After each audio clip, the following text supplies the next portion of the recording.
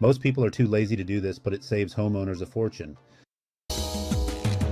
He would go on to produce some of the silver screen's most lavish spectacles. But Louis B. Mayer's beginnings were humble. He was born Lazar Meir, the eldest son of his Jewish parents, Jacob and Sarah Meir, in Russia in 1885. His father was a little tiny man with narrow shoulders. You'd never look at him twice. But he had an explosive nature which Meir inherited. He apparently did not get along with his father, or thought very little of him.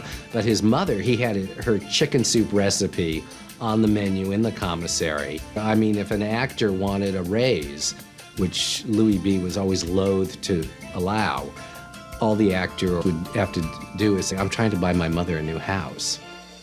Desperately poor and hoping for a better life, the family emigrated to a port town in New Brunswick, Canada, when Meir was 7. Life was a struggle. Jacob Meir peddled scrap to make ends meet.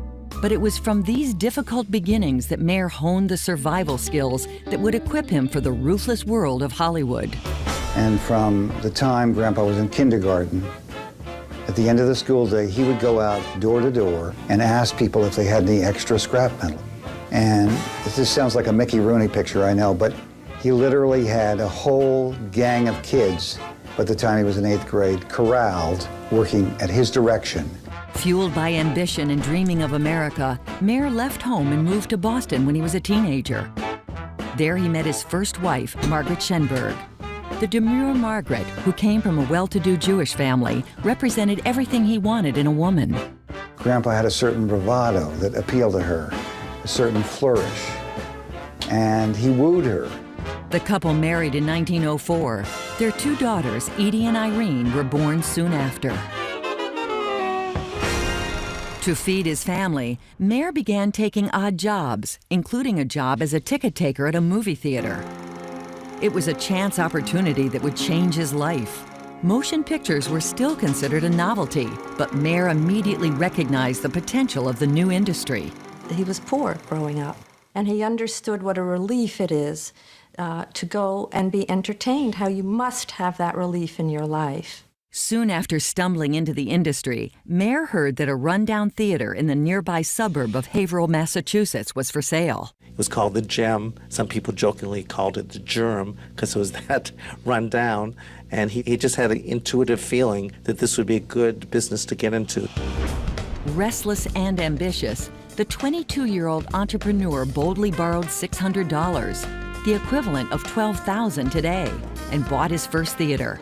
It was there that he developed his eye for talent and his instincts for storytelling. And he was absolutely fascinated by the audience. He told me this. He would stand in the back of the theater and watch the audience during these silent films. Where were they interested? Where were they bored? When did they move forward in their seats? Renovated and renamed the Orpheum, the theater was profitable from the start. And Meir soon began to amass a string of theaters. Then he expanded further, not only exhibiting films, but distributing them throughout New England. You have to remember that in 1914, motion...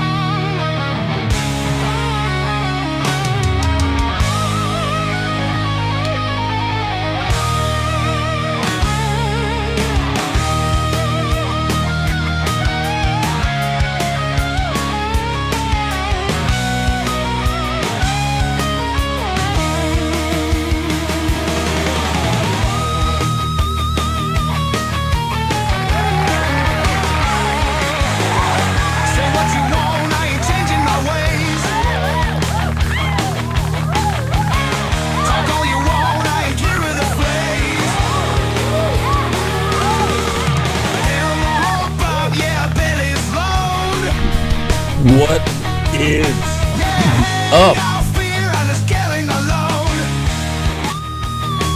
How's everybody doing?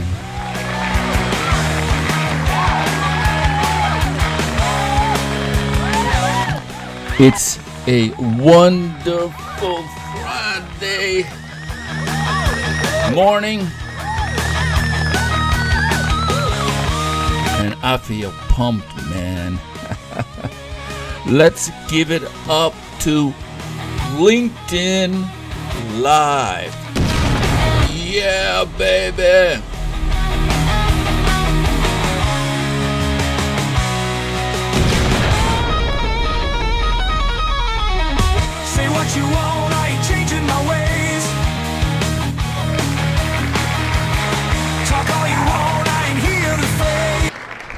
All right. We didn't need to turn it all the way off, but we can turn it down a little. Still getting used to the whole new... Oops. I had to turn the camera down to see the screen. All right. So, there we go. Okay, so I'm got hotkeys and they're changing things on the screen. So yes, all right. We are gonna talk about a little bit more about how awesome. There we go. All right, a little chill music. How awesome the golden age of cinema was to the world, and how just incredibly important the contribution of the American Jewish executive producer is in using the golden age of cinema to spread diversity, ideals of diversity and inclusion throughout the world. And I a little bit okay, I always liked to show this craziness here. Okay, all right, here we go. Let's see, right here. There we go. So we can go. Boom. Right, Queers for Palestine, man. Come on. Come on. It's just so unbelievably ridiculous. Not from a political level, just from a intellectual, it's just so stupid to be supporting people who want to kill you. Come on, man. Right? And so, what does this mean? Can anybody tell me what this means? You can't pink wash colonialism? What does that mean, man? It's just so ridiculous, and this just incredible, mind-bending, cognitive dissonance is what is sort of supercharging this Stars of David campaign. And so we're painting portraits of Golden Age cinema stars, and as a way to, instead of pointing fingers, which is what I'm doing now, it's really not the best way forward. So we're painting, encouraging the dialogue about Golden Age movie stars, and this is sort of the origin story. This image was rejected for a mural, and I was told that, I was told by a member of this community that no way, like Marlene Dietrich, the image is too feminine, too sexy, too pro-Jewish, and worst of all, too white for this DEI village where this mural was being proposed. And I thought the guy was nuts. But he was 100% correct. and it just was inconceivable for me for something that I'm painting in an old world community, old world type of old masters type of style, and to have something that has history, artistic value, and a great story, for it to be rejected in this way, and from what this community leader told me was just shocking, and this inspiration for what we're calling the Stars of David campaign. So let's give it up. Stars of David campaign. And so here's a little video that I created with the help of some AI tools, and so let's check it out.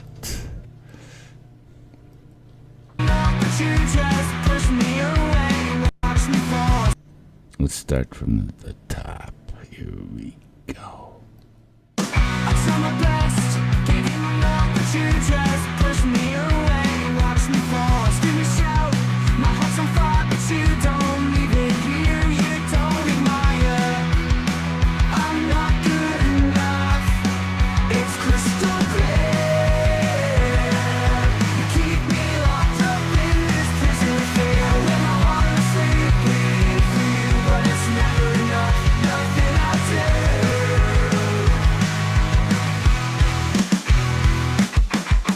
I'm a mess of contradictions, a walking disaster. You're the flame, but I just burn faster. I'll tear these walls, I'll break the chains, but you'll still find a way to drive me insane.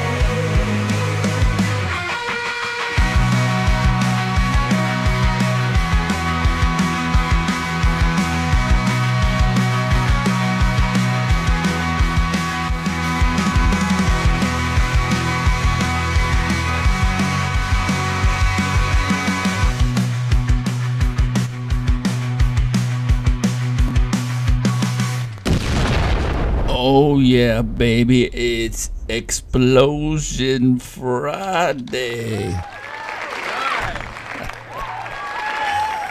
Alright. So, like we were saying, my paintings are $9 to $12 a centimeter squared. Okay, because art is an asset class, and we're in the age of common sense, so we will be selling art in like realistic sort of non-ridiculous terms. And this poster, right? So this is a 3 foot by 3 foot poster, so museum quality heirloom prints.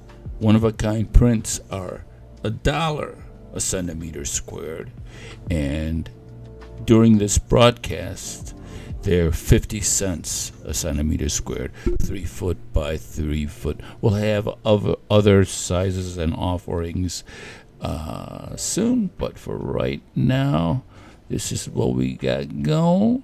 So, you know what I'm saying? I just love this QR code business. It's just so 2025.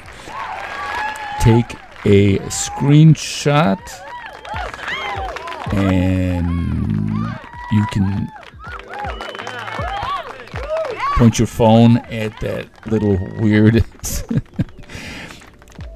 blotch of squares, and you can go right to this here website, and you can even listen to Marlene Dietrich herself, what she has to say. Check it out. My image was rejected for a mural suburb. A local businessman said my image was too sexy, the pro-Jewish, and worst of all, too white for this DEI village.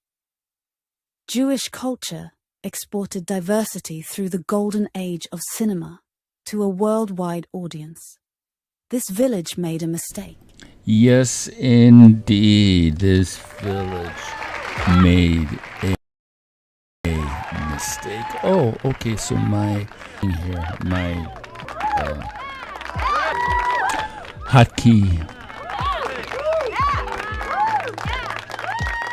hotkey selections are making things move all over the place. So, yes, here is the desktop atelier. We're going to be getting to that in a second.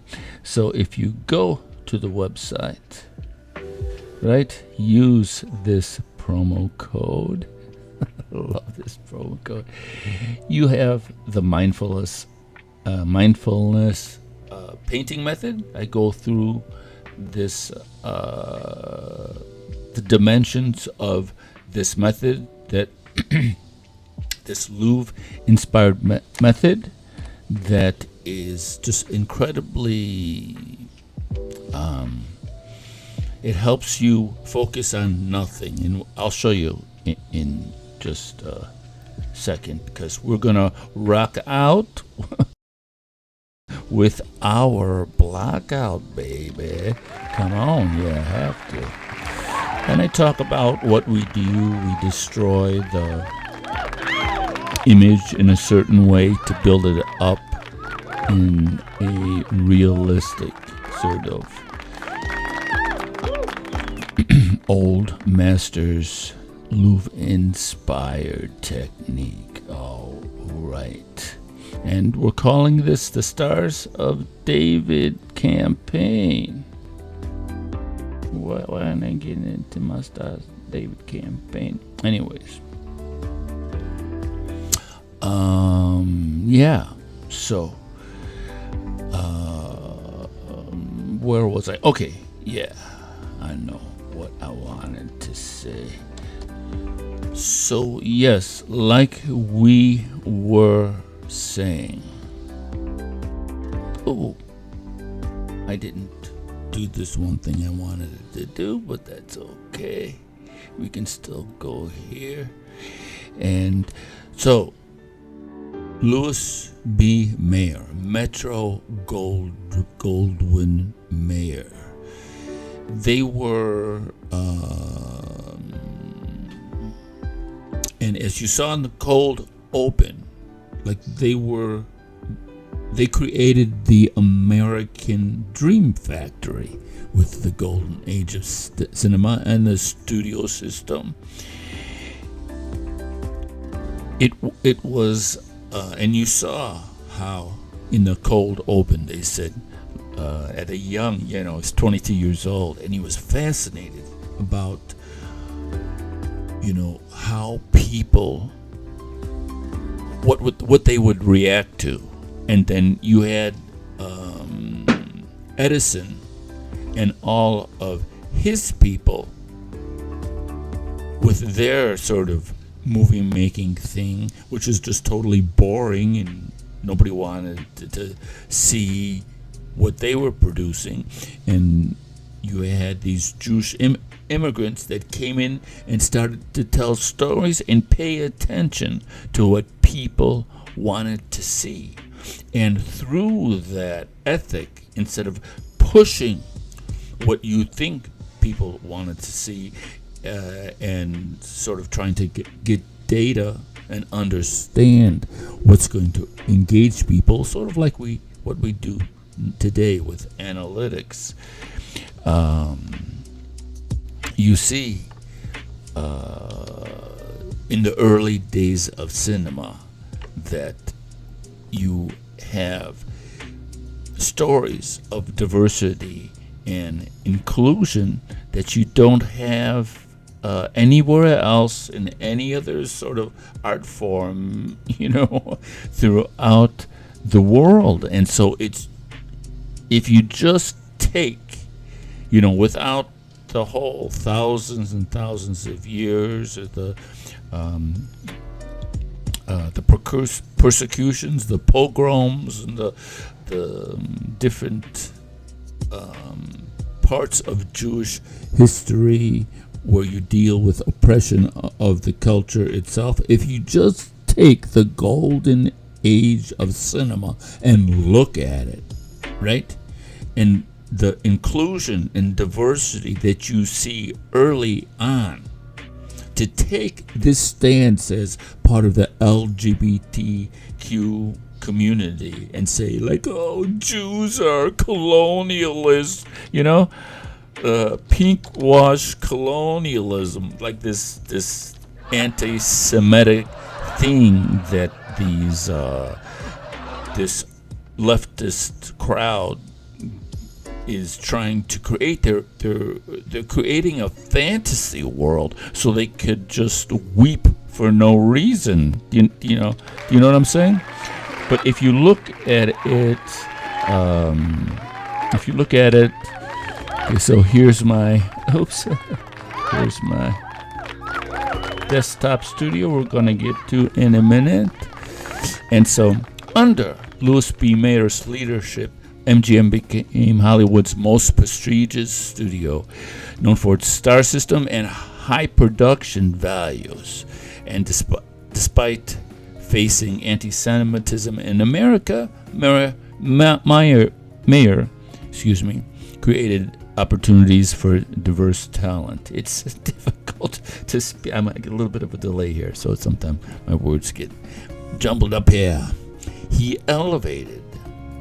Louis B. Mayer elevated powerful female stars when women had limited roles in society, including Greta Garbo, Joan Crawford, and Katharine Hepburn. MGM produced groundbreaking films like featuring black performers like Cabin in the Sky, and with an all-black cast. And the studio gave opportunities to directors and writers from various backgrounds, including immigrant filmmakers fleeing Europe. You would never, ever, ever in a million years have an all-black film in 1943 if the executive producers were Puritan Christians, or if those executive producers were Islamic fundamentalists.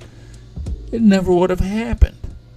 But because these American Jewish executive producers have a cultural history of an inclusion and can get into a community and to survive, they're working with like tribes that hate each other.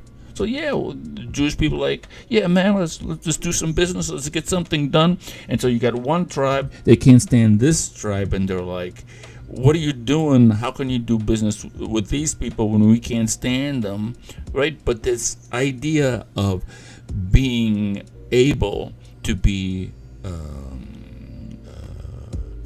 to not be xenophobic, right? That's how the Jewish culture survived. And so they brought that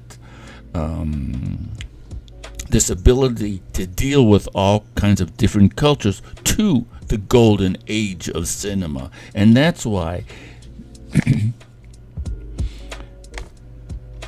these people are an embarrassment to intellectual reason. They're not an embarrassment to, you could take a political stance to it, but they're historically ignorant. They're approaching this issue and looking like morons. Jewish people they don't have a history of colonialism. The war between Israel and Gaza has nothing to do with colonialism. And you can't, pinkwash, what are you saying, man? That's all I gotta say. It's just, but the good thing is it's inspiring, this artwork, and so we can have a discussion. And so it's pushing me in the Stars of David campaign to plaster this image, which was so much of a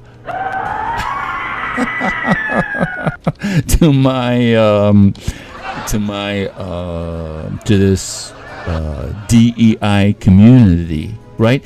This image is going to be on posters, it's going to be in homes, it's going to be on buildings all around the planet. So we're on a fundraising sort of it's not really a fundraising. We don't want people, I'm not looking for a handout.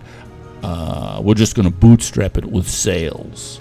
And so that's the idea, because, when you have this 3 foot by 3 foot, we only made 100 of them. So when you have this 3 foot by 3 foot heirloom print in your home, you get to say, yeah, do you know what this represents? Do you know what this image represents? It represents the fact that the American Jewish presence in the golden age of cinema changed the frickin' world, brought diversity and inclusion into the hearts and minds of people before Israel was a state. And so if you're into, whatever no matter where you are in the political spectrum, if you're into common sense, all right? If you're into not being embarrassing, if you're into not being an embarrassment to humanity because you're intellectually just completely corrupt of any sort of logical reason, right? Trying to associate the Jewish culture with colonialism is about as stupid as you can get, right? There is really nothing more in the world more stupid than this. Not from a political point, not from a cultural point, but from a historical, factual record. And what is so ridiculous is these people don't understand that the culture that made it possible for them to have this free expression, to have this ability to feel proud about the fact that they are underrepresented. That was propelled, and that was given this inclusion and diversity, this fire in the hearts of people around the world was stoked. And the golden age of cinema put gasoline on the fire, man. And I argue you wouldn't have Martin Luther King and all of these activists, you wouldn't have them touching the hearts of so many people if the groundwork wasn't laid in the golden age of cinema. I believe the contribution is that intense. And the fact that these types of people, when you speak in these terms, they just, and that exactly, okay, that's what we're looking for. We're looking for this images like this, and we're going to be painting other images. I'm going to show you right in a second. Images like this, right? Talk about the power of art, right? This is what this image did to the panelists who were trying to decide which mural to pick for this one project, because I had to chase the rejection thing, which is fine. I don't really. In fact, it's kind of, if you look at the quality of the paintings that this mural would be with, like, everything looks like a cartoon compared to a realistic expression. And we're going to talk about realism. So yeah, go ahead. You've got 29 minutes for 50% off. You follow this, and it goes to a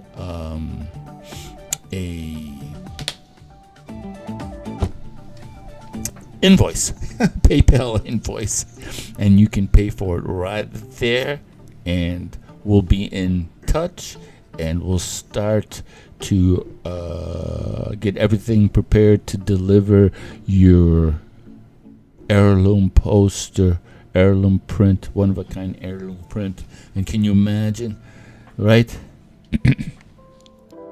They walk into your home, they see this, it's painted, it's Louis Velasquez and Da Vinci, right? This chiaroscuro. I spent almost 15 years in Paris spending time at the Louvre, studying the old masters, and if you look at my work really takes a huge step forward, sort of in the mid 2000s. So, all right, where are we? So we're going to talk about the in honor of Louis. Okay, the 62nd Atelier. Yes. 62nd Desktop Atelier. Now, all you gotta do, man,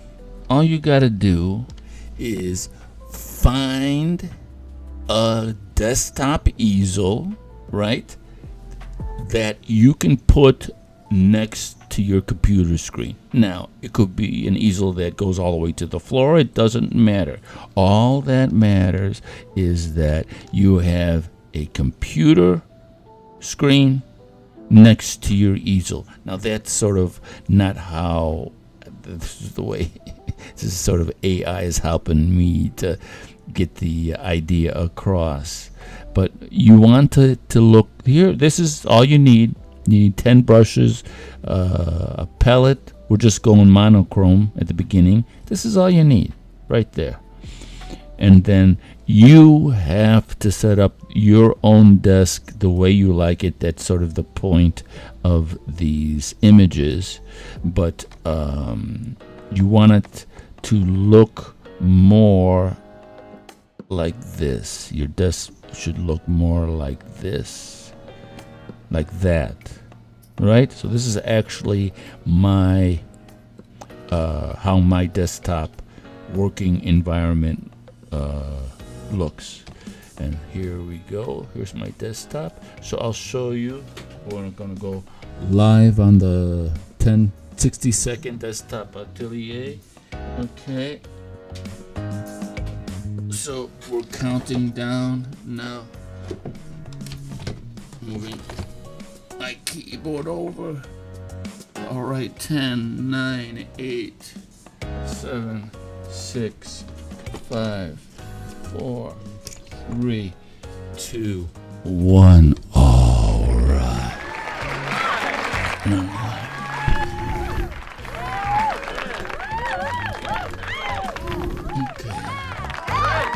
So, whoever can tell me who this person is, all right, you're gonna get a free 3.5 inch by 3.5 inch mini print, $100 value. So if you know who this is, the first person who either contacts me by email, you can go to the website and find go to this website. You can contact me by email. Okay. So the first person who contacts me by email will win a $100 3.5 by 3.5 mini print. All right, come on. Let's give it up. Where's my freaking claps? Excuse me. I don't hear the applause. Okay, so I can't see now half of my screen, so we're just gonna have to. I'm just gonna have to trust my skills as a broadcaster. All right, so we're gonna go right here. There we go. Okay, so I like to start upside down. And let's see. I want to view the side pane. Okay, so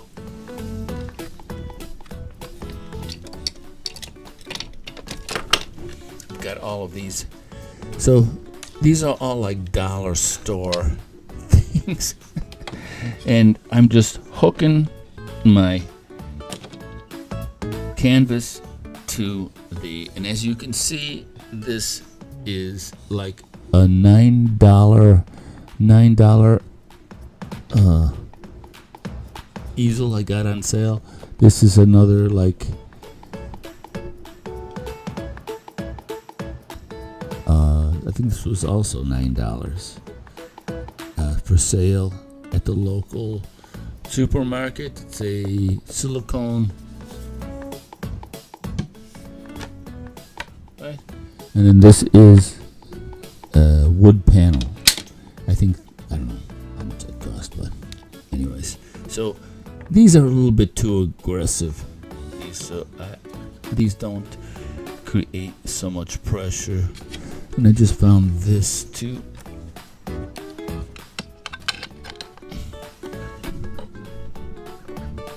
So maybe I'll keep it like this. But that keeps the painting to the easel, and I can just move it right off of my desk, no problem, as you can see. And so, let's see if I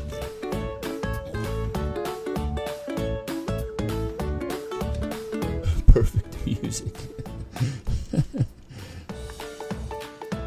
Yes. Royalty-free background music, you have to.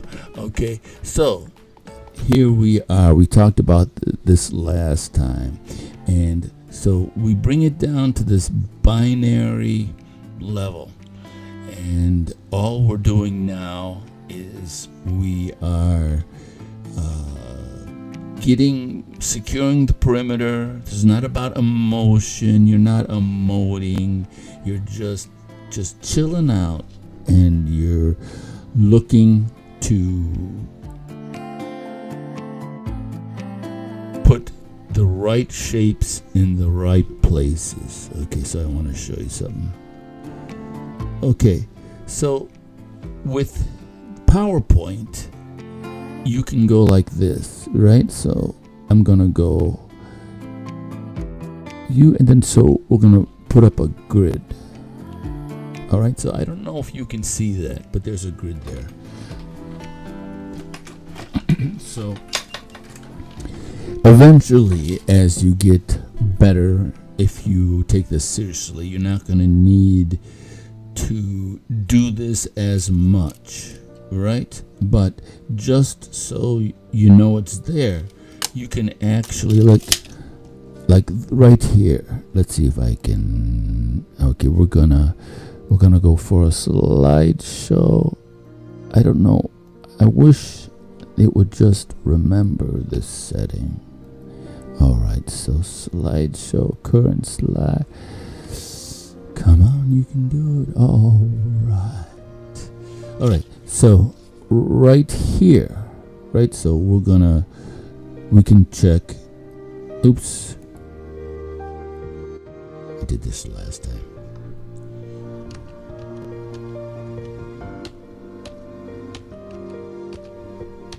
There we go.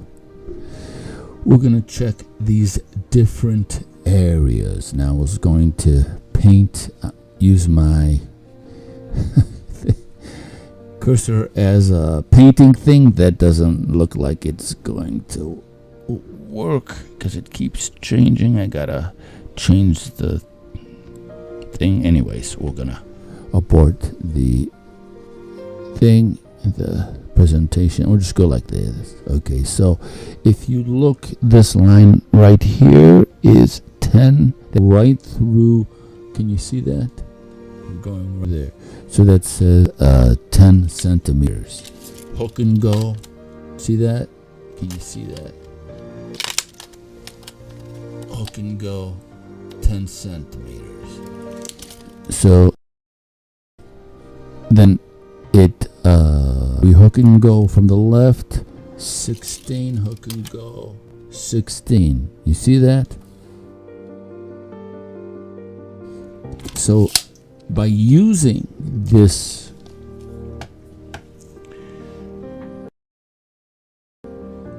Louvre-inspired method, and why do I call it a Louvre-inspired method? Because number one, it was inspired at the Louvre, but also David Hockney came out with an awesome series called The Secrets of the Old Masters, and he makes the argument that the old masters, you can see, put all of these famous paintings on a wall, and he says, looks like right around 1450, everybody figured out how to paint. So how did that happen? And what he says, it's obvious. That's when optics and tools to project images were able to grind a lens by that time with some precision.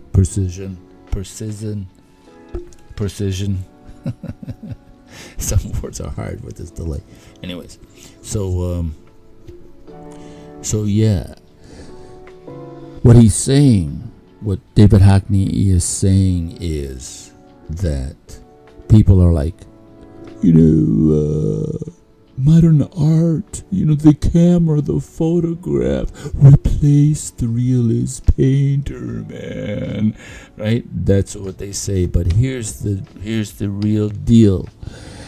I am the camera. Do you understand? The realist artist is the camera. I am the camera. My lens kicks the butt of any Nikon or Canon lens, all right? So that's another ridiculous sort of anti-common sense thing. My lens, all right? My lens is way more powerful and way more awesome than any camera lens that ever existed. The chemicals that I use to create this are no different than the darkroom chemicals used to create a photographic image. All right? So I was first. Nothing replaces me. No photographer replaces me. All right? You're just an industrial revolution hack when it comes to portraits. All right? You're just, look at me with my little toy. Yeah? You want to play with the big boys? You got to learn how to own the tone, baby. All right. So we're bringing reality, and we're bringing a sense of common sense to the art world. I'm pricing my art based on square foot. All right. And as the time goes on, prices will rise, just like property prices rise to square foot, And there we go. So let's get into it. All right, I keep some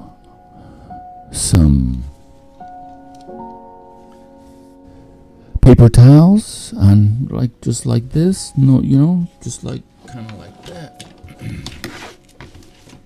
I've got a smaller cutting board. Boom. Put the paper towels on the cutting board.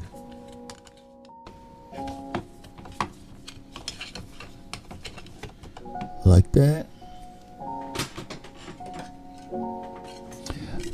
I've got my white spirits. I keep my white spirits in here. I don't know how this came up, but I like to put this thing. You can buy palette cups that hook onto your palette that about this size, but for whatever reason, that seems to make it nice and neat in this sort of desktop atelier thing. And odorless mineral spirits, esprit. This background music is great. It's royalty-free background music. It's a playlist I got off the internet. It's hilarious. I feel like I'm in a Disney movie, like a cool one, a not woke one. Come on, let's give it up for a non-woke Disney film.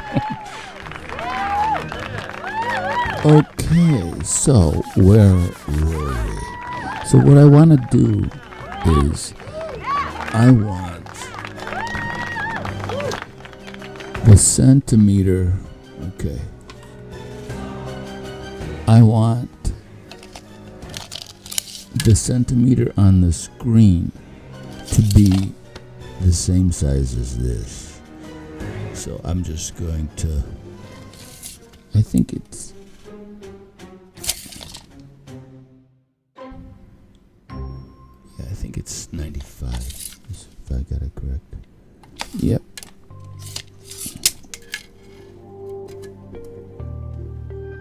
Yeah. Looks good. That's about right. So now my image on the television, on the computer screen, is about the same size as the image on the canvas here. How we're doing. And then I've got my tones right here. And, okay, I can monitor it a little bit better from over there. All right. So, yeah. Got my tones right there. And we're just using black and white now, but I'm working on a number of different canvases. So that's why I've got it split up in the way I do. Anyway, so we're going to block in a little bit more. All right, so some white, some nice and neat. You see that? No reason to be a slob. And then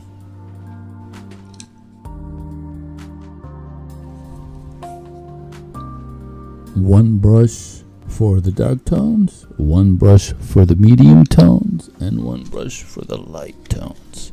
Minimum of 3. If you really want to get busy with it, you'd have one brush for each tone. All right, and so I think for right now, I don't want to get into multiple tones. I think we're just going to once again sort of go through the process of just defining these abstract shapes, and we're gonna keep it as loose as we can for as long as we can, and we're gonna just see if we can define them a little bit better. Okay, so I'm keeping it like this for you, so you could kind of see, trying to keep it, you know. How's that? Wait, where's my music? Hold on. I have to check my it's, you know, I've got a television background and I don't have these. Okay, chill song, royalty free.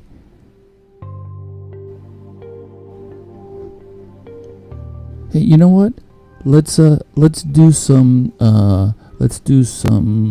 meditation music. All right.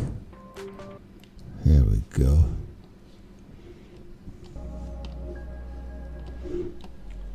Yeah, and we can even blast it up.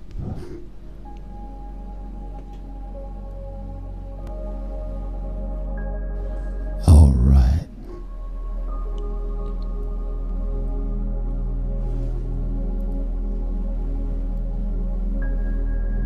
Sweet. All right. So yeah, you set up your thing, right? You're all set up here. You got your white spirits. I dip it into the white spirits. I tap it on the cloth, and so you get into a relationship, into what works in terms of coverage. And so I'm looking at this. Oops, I gotta get my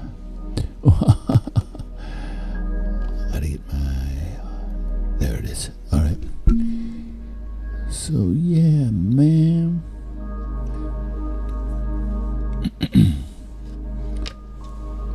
So let's see here.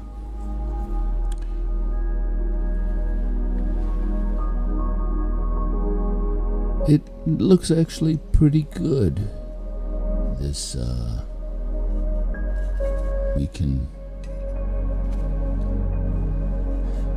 right? And so you're just, this is called the blockout or the block-in. I like to say blackout because I can say let's rock out with the blockout. Come on. All right. And then you come back like this. Squint your eyes like that. Take a look. Say, okay, what else needs? Right? And so, once again, if you can tell me who this famous, he was very famous during his time, and this portrait is going to really make them go mental. Guaranteed. Okay, so I'm gonna, yeah, these shapes look pretty good. Okay, so that little, see the relationship to the eye and this little shape there. Let's see how we're doing. Did we hit that? So it looks like it's 18 down and 25 over. 18 down. I could actually move it up.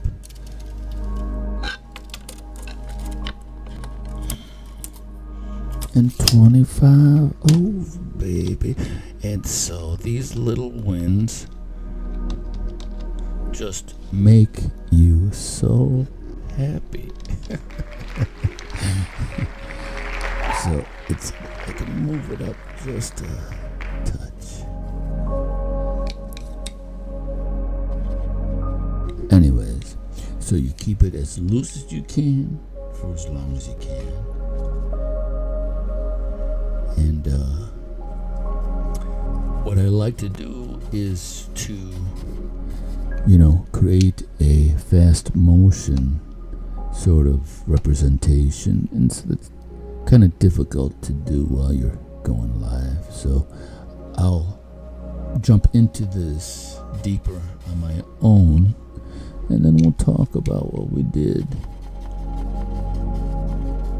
And see, I've got it, I don't know if you can see, but I've got the canvas raised up off of the easel, because I don't like to get the easel full of paint for no reason. You have all these artists that's so happy to be slobs. What's that all about? Look at me, I'm a slob. You can't build a house being a slob. If you're a carpenter or any type of technician or any type of artisan, you can't build anything being a slob. So I don't know what the art world. So we're gonna redefine art, because it's about getting real, man. Getting real. That's right. The Jewish culture has nothing to do with colonialism.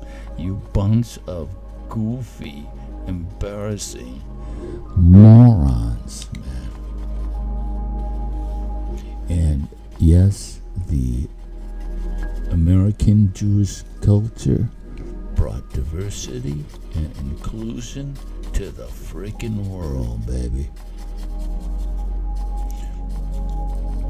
And, they were like,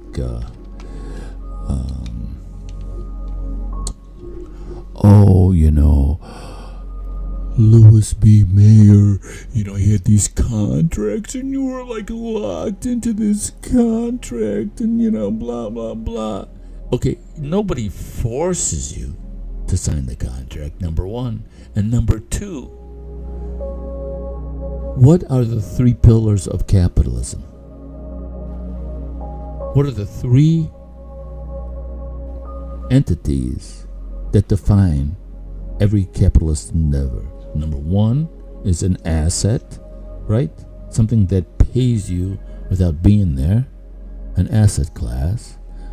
Number 2 is the time sensitivity of money. That's one component of every capitalist endeavor. And the third and the most important is risk, the assessment of risk. If you are an executive producer, especially in the early days of cinema, you are taking all the risk. These early guys, they put up everything they had. They gambled everything they had on a product that nobody, sees beforehand. So the risk for these studio executives was huge. They had to pay all these people, set up all this upfront cost, and then you either win or you lose, man. So that's my defense for the studio executives. Come on, let's give it up. Let's give it up. All right. So how we doing? Yeah. And so let's see. I'm going to more look than put. It's a little bit, gotta concentrate on a lot of things. So I can't really see the chat. If anybody's saying hello, I apologize. I'll get to it in a second as soon as we break down the atelier. So these shapes, how we doing with these shapes here?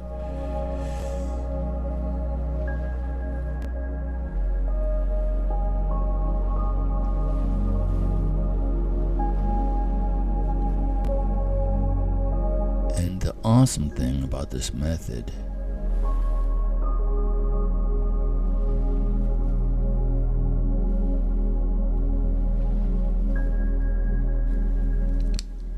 is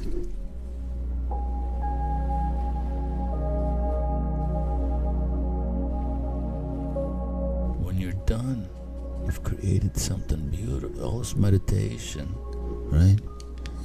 It's like, okay, I meditated, now what? Now how about you created something beautiful, man?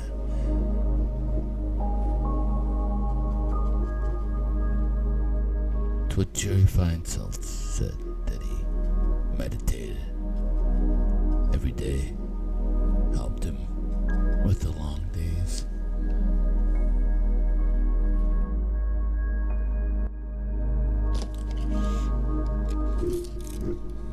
Let's see. 17. Oh man, come on, just hitting it like a boss. And as you do this, you secure the perimeter.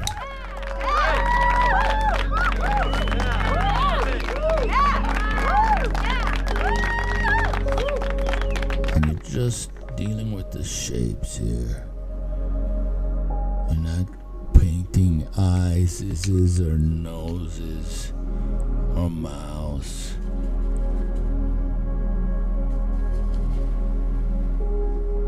Your ego is in check. You're not thinking, oh my God, this is gonna be so great. They're gonna love this. Right? It's just a blob, man.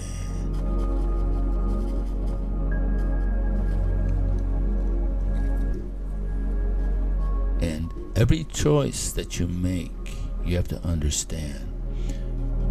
Velasquez, Da Vinci, Caravaggio, all the old masters were thinking in the same way. Location and tone. Tone and placement.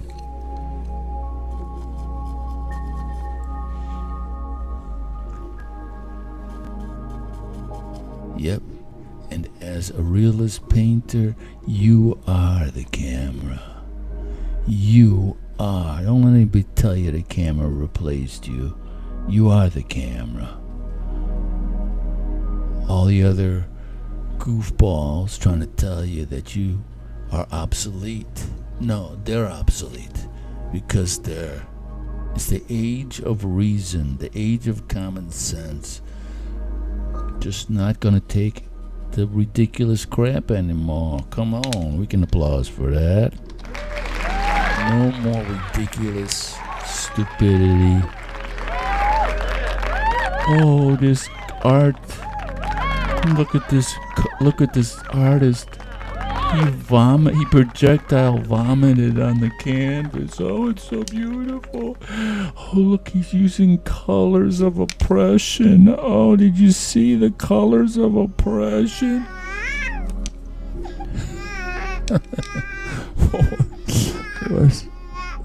How come I hear my baby, I don't see it.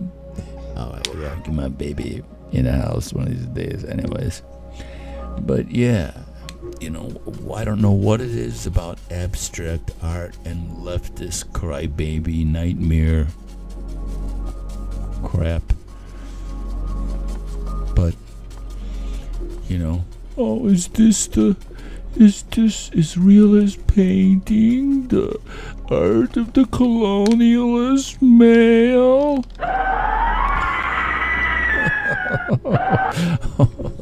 You know what I'm saying?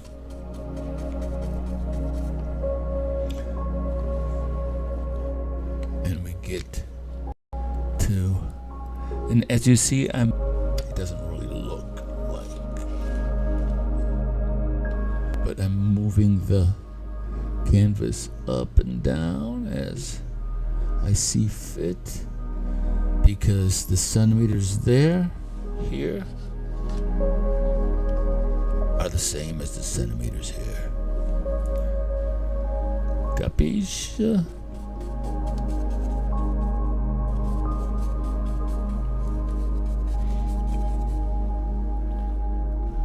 So let's see how we do. Yeah, there's more of a dynamic sort of interplay here with this shape. Let me bring this shape down here and I bring this up so you guys can see what I'm doing. The one canvas, right, the one setup here is visually the same as the setup on your desktop. Once again, this is my desktop atelier. Okay, get it? My desktop atelier. So, right? I'm making the mouse go on this. You see that? You understand how what we're doing? Okay. And so you can see that this here shape is more, I'm painting off of the restream feed. Okay. Right, it's kind of a little bit more dynamic here, kind of goes up a little bit, right? You see that?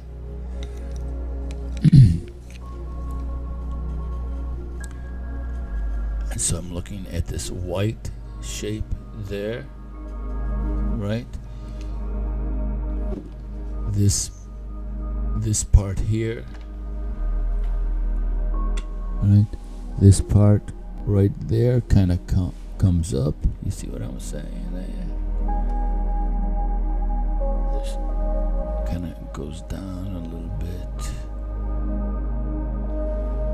and then kind of comes up. And I'm not painting noses or eyes, and there's no sense of me thinking, oh man, I hope this turns out awesome. I want people to tell me how great I am, right? Which every artist, since the beginning of time, you go through that. It's like, I've got to do good, or else.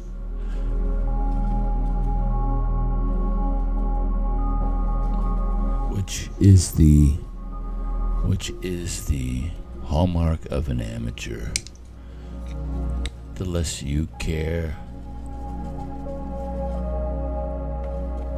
the better. Okay, so I'm kind of getting the feel for those little goofy shapes. And next I'm gonna start blasting in with the other tones. But this is an important part.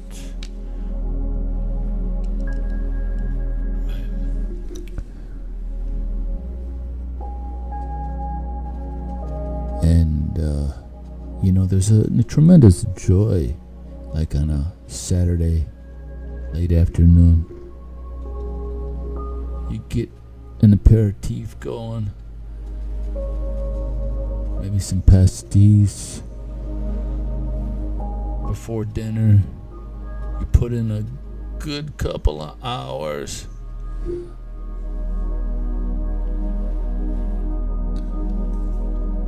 Sipping on an adult beverage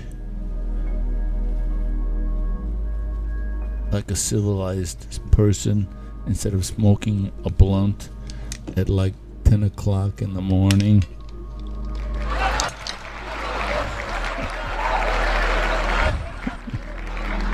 You know what I mean? Okay, so you see where we're going?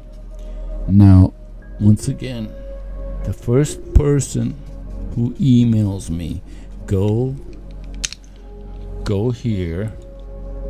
I love this QR code thing, man. Yeah, baby. Come on, let's give it up for the QR code. So go to that website, go to the contact page, and tell me who this person is that I'm painting. Alright, you'll get a free mini micro print, 3.5 inches by 3.5 inches of the image that shook the world. Who is this guy? And this portrait is going to make people lose their freaking minds. And that's the point. It's like, oh, I'm gonna paint art. What do they say? Art is to shock and to break boundaries. Yeah? I'm breaking boundaries right here. I'm telling all those LGBT river to the sea peeps, you all full of crap. How's that? How's that for breaking boundaries? Yes, you're a part of the LGBT movement, and you're going river to the sea. That's what you're chanting. I'm saying you are full of crap, buddy, sister, whatever. River to the sea. Colonialism. Peakwash colonialism. Whatever, man. And,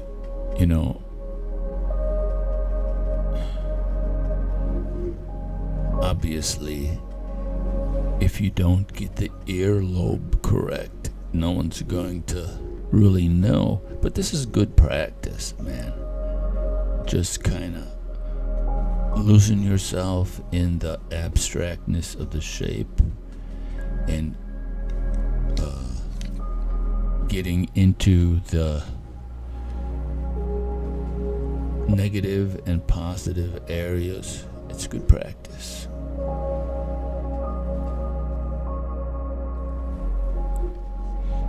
Okay, so you kind of get the idea. How we doing here?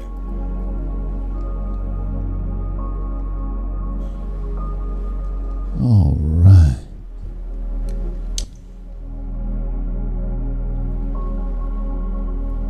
So once again, tell me who emailed me. Go to that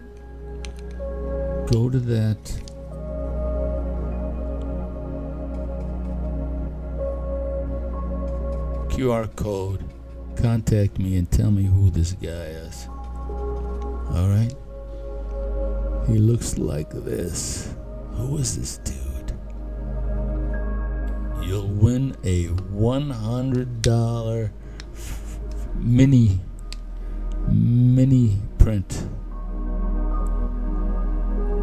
Heirloom mini print. I take care of the shipping. You just gotta tell me who this guy is. Okay, so once again now I'm gonna do something I tell all my students never to do. But since this is a broadcast, we're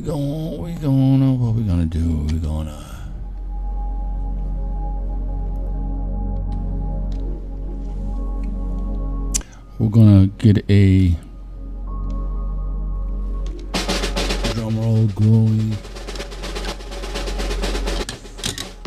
and we're gonna turn it right side up. All right. Yeah, it's coming together. There's some artists that would be like, okay, I'm done. I'm done. But yeah, just at this early stage, you can really get a feel for how this is going to come about. And so what's going to be fun is, see that? Do you see that? Do you see that, man? How that works? Securing the perimeter.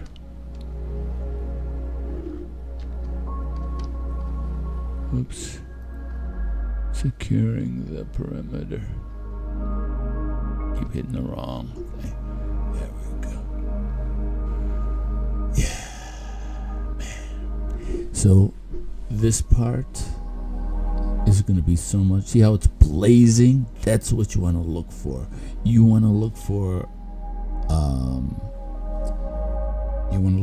images that have a really big contrast ratio.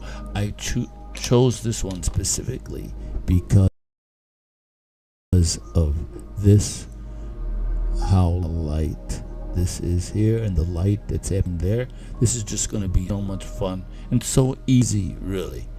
So I'm kind of cheating. It's just going to be so ridiculously easy to look great. This is going to look great without a lot of effort. So you begin your journey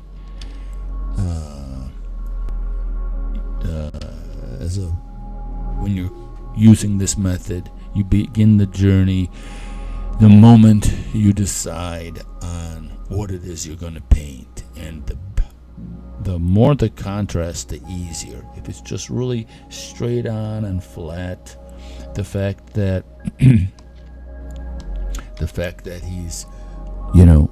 got a slight tilt to the face is awesome. If it's straight on, it's more difficult to render. If it's got a lot of not a lot of shadow, it's just light everywhere, it's going to be more difficult to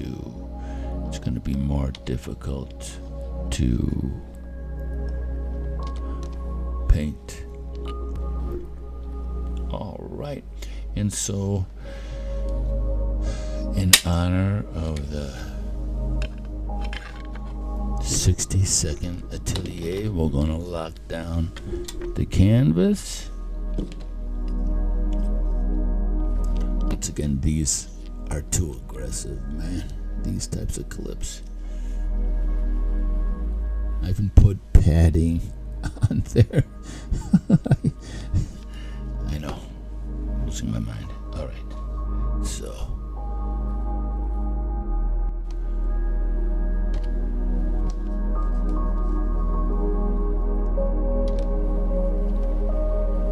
Alright. The desktop atelier. 60-second desktop atelier. Move the light. 10, 9, 8, 7, 6, 5, 4, 3, 2, 1. Alright, man. There. Come on. Come on.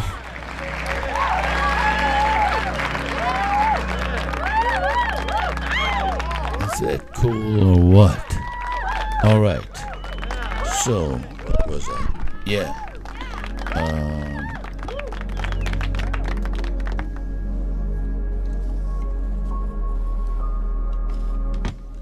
So, cleanup. I'm going to show you cleanup. I haven't been showing you cleanup too much.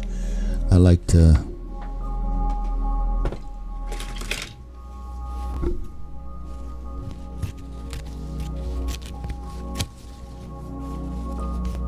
even this size is good. Just dip right there. Squeeze. See that? You see that? Okay. Squeeze.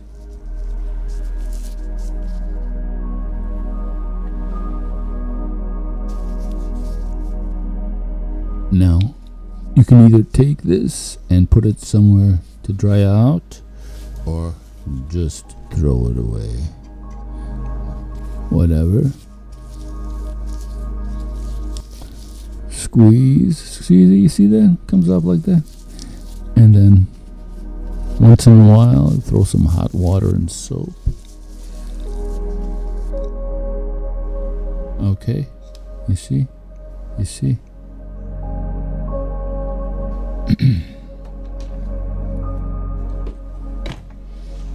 So now my white spirits in here, I keep it in there, keeps it nice and neat. This is the sort of little workspace where if I need to mix something, I can mix something here and then put it on the palette later, and this is where I dab the brush to get the right amount of material on there. Alright, man. So once again, here we are. I'm gonna have to figure that out. Alright. How much time do we get? Alright. So the timer's reset, which means the offer is over. So check this out. I'm gonna go like this, and so now we're gonna remove the offer from the page. Save changes.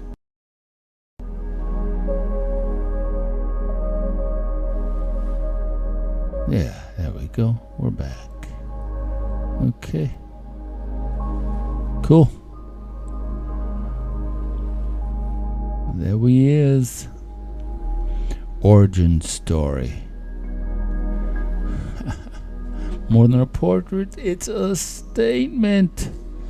Own a piece of cultural resistance, baby. You know what I'm talking about?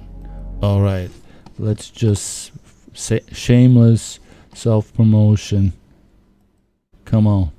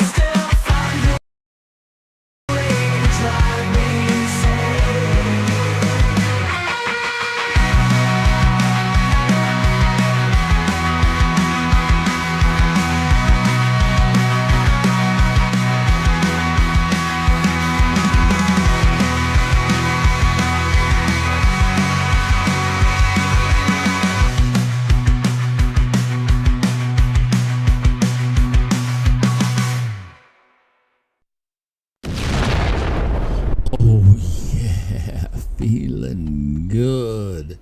Let's go out with some copyright rock. No copyright. Let's rock and roll. Let's see if we can do this.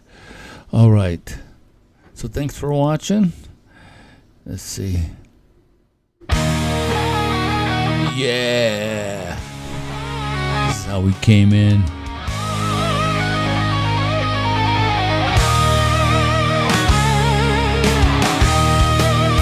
So have a great Friday. And remember, this is a dawn of a new golden age. I've been saying this before Trump. Been saying this for decades, man. Free energy is here.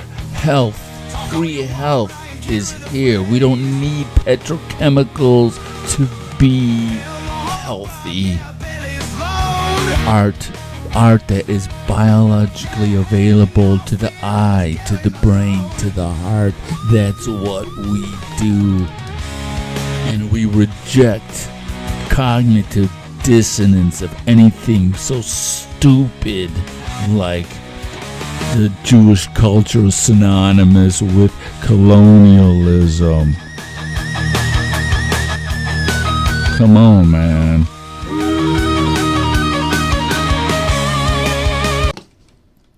Oh, man.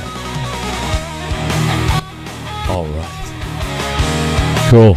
All right. Thanks a lot. See you next time. Au revoir.